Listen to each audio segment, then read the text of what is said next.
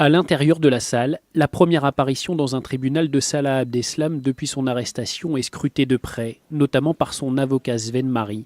Il fait son entrée dans la 90e chambre correctionnelle du tribunal de Bruxelles, encadré de 2 policiers cagoulés. L'un d'eux le tient par la ceinture, il ne le lâche pas du regard. Salah Abdeslam s'installe sur un banc, dos au public. On le voit ici assis, au centre de l'image.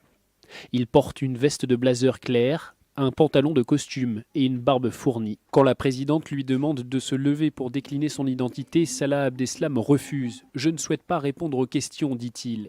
Puis il accepte finalement de parler, non sur le fond, mais en livrant un discours politique. « Mon silence ne fait pas de moi un criminel, c'est ma défense. Je n'ai pas peur de vous.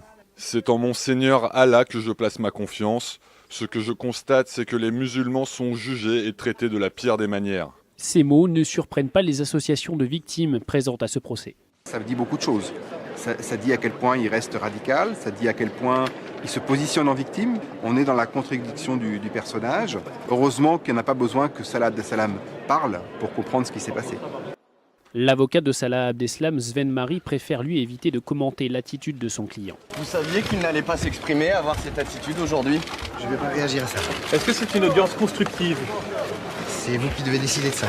Salah Abdeslam est jugé avec Sofiane Ayari pour sa participation à une fusillade contre des policiers le 15 mars 2016 à Forêt, une commune de Bruxelles, 3 jours avant son arrestation.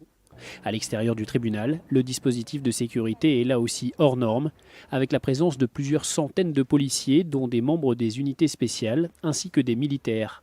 Ce procès doit durer jusqu'à vendredi.